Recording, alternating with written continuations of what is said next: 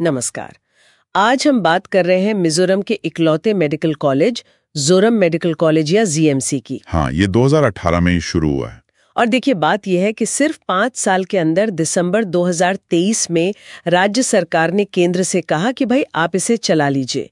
तो सवाल उठता है, ऐसा क्यों? बिल्कुल, ये सवाल बहुत जरूरी है। हमारे पास जो जानकारी है वो दो अलग अलग पहलू दिखाती है। अच्छा। एक तरफ तो कॉलेज के सामने पैसों की भारी दिक्कत है, टीचर्स की कमी है, मैनेजमेंट के भी कुछ मसले हैं। और दूसरी तरफ इन्हीं स्रोतों में जीएमसी का जो एनआरआई कोटा है, मतलब विदेशी छात्रों वाला कोटा, उसकी एडमिशन प्रक्रिया और इसी कोटे को लेकर पूरे देश में जो बड़ी गड़बड़ियां चल रही हैं उसका भी जिक्र मिलता है। तो ठीक है, आज हम इन्हीं स्रोतों के आधार पर समझने की कोशिश करेंगे कि जीएमसी में आखिर चल क्या रहा है, केंद्र को सौंपने की नौबत क्यों आई और ये एनआरआई कोटे वाला मामला कितना साफ है। शुरुआत करते हैं कॉलेज बनने के ठीक बाद से। ये बात दिलचस्प है कि 5 साल में ही हैंडओवर की बात आ गई। बिल्कुल। और देखिए, शुरू में प्लान कुछ और था। इसका नाम मेमेर रखने का विचार था और इसे एम्स या फिर इम्फाल वाले रिम्स जैसा एक बड़ा, मतलब ऑटोनॉमस स्वायत्त संस्थान बनाने का सोच थी। अच्छा, एम्स जैसा। हाँ, पर वो हो नहीं पाया। शायद पैसों की कमी रही या कुछ और वजह, और आखिर में ये एक सामान्य सरकारी कॉलेज बन गया। और सुना है कि शुरुआती दौर तो बहुत ही मुश्किल था। मतलब जब पहले डायरेक्टर आए तो कोई टीचर ही नहीं था वहाँ, 0 फैकल्टी। हाँ, बिल्कुल। फैकल्टी तो शून्य थी और बिल्डिंग वगैरह भी तैयार नहीं थी। केंद्र की योजना तो थी कि जो जिला अस्पताल है उसी को अपग्रेड करके कॉलेज बना दें। लेकिन यहाँ पर नई बिल्डिंग बनाने का फैसला हुआ और उसमें जाहिर है काफी देर हो गई। और फिर कॉलेज का नाम भी बदल दिया गया। हाँ, 2019 में इसका नाम उस समय के मुख्यमंत्री जोरमथंगा के नाम पर जोरम मेडिकल कॉलेज कर दिया। इस पर भी थोड़ी आलोचना हुई थी क्योंकि नाम एक जीवित व्यक्ति पर था और नाम से रिसर्च शब्द भी हटा दिया गया था। तो ये तो हुई शुरुआत की कहानी। अब आते हैं उस मुद्दे पर जिसकी वजह से शायद ये हैंडओवर की बात इतनी जल्दी उठी, पैसों की तंगी।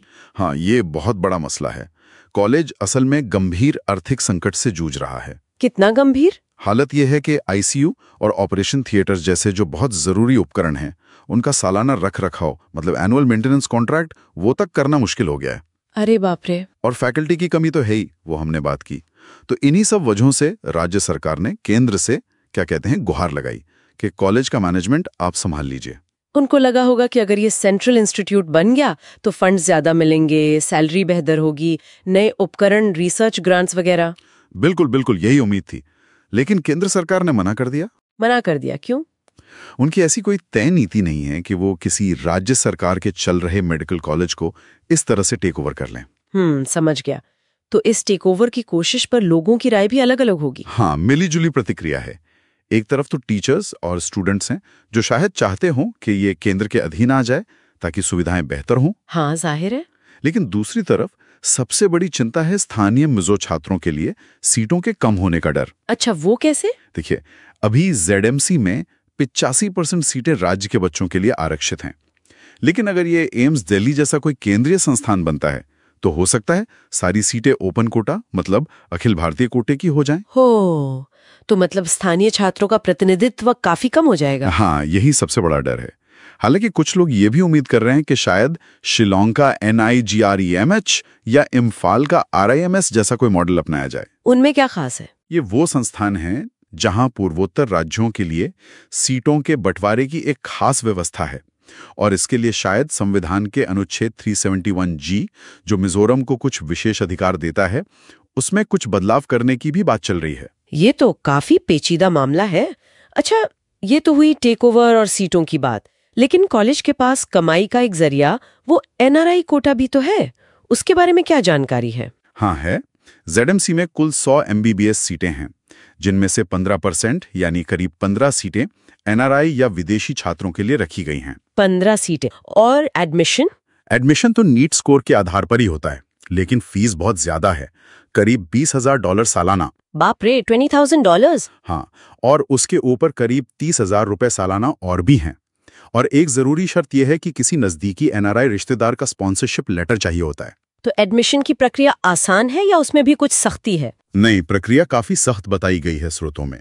जैसे जब MCC या राज्य का विभाग सीट अलॉट कर देता है, उसके बाद छात्र को खुद जीएमसी जाकर फिजिकली अपने सारे ओरिजिनल दस्तावेज दिखाने होते हैं। अच्छा, फिजिकल वेरिफिकेशन। हाँ, और इसमें स्पॉन्सर करने वाले रिश्तेदार का एनआरआई स्टेटस साबित करने वाला सर्टिफिकेट भी चाहिए, जो एम्बेसी या कॉन्सुलेट से मिला हो, साथ में एक नोटरी किया हुआ हलफनामा भी।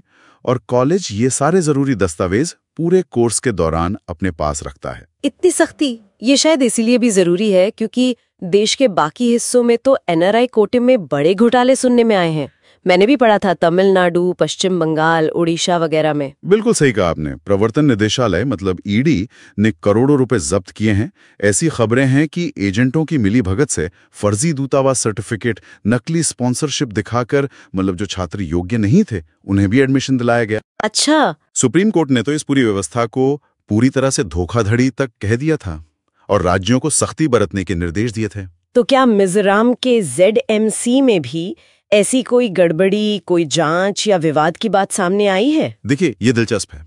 हमारे पास जो भी सरकारी विज्ञप्तियां या समाचार रिपोर्टें उपलब्ध हैं, उनमें मिजोरम के ZMC में एनआरआई कोटे से जुड़ी किसी भी धोखाधड़ी, जांच या विवाद का कोई जिक्र नहीं मिलता। बिल्कुल कोई जिक्र नहीं। ऐसा क्यों हो सकता है? हाँ, कोई जिक्र नहीं।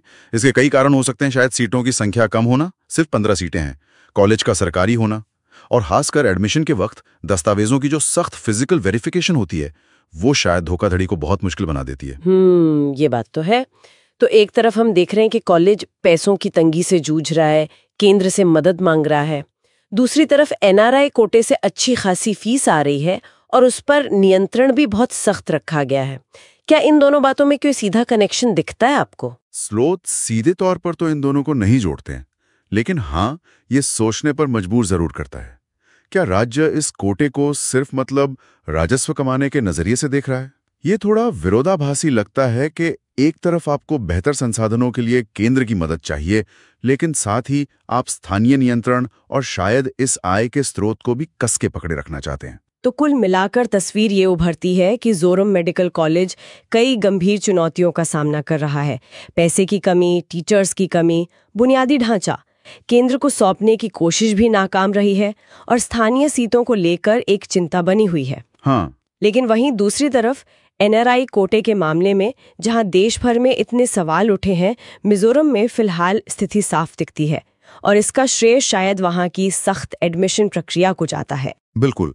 और ये सारी बातें हमें एक बुनियादी सवाल पर लाकर खड़ा करती हैं। क्या मिजोरम जैसा राज्य, जिसके पास सीमित संसाधन है, उसके लिए अपने दम पर एक उच्च स्तरीय मेडिकल कॉलेज चलाना व्यावहारिक रूप से संभव है? या फिर गुणवत्तापूर्ण मेडिकल शिक्षा सुनिश्चित करने का एकमात्र रास्ता राष्ट्रीय संस्थानों के साथ किसी न किसी तरह का एकीकरण ही है, भले ही इसके लिए स्थानीय प्रतिनिधित्व से थोड़ा समझौता क्यों न करना पड़े? ये वाकई एक बड़ा सवाल है सोचने के लिए।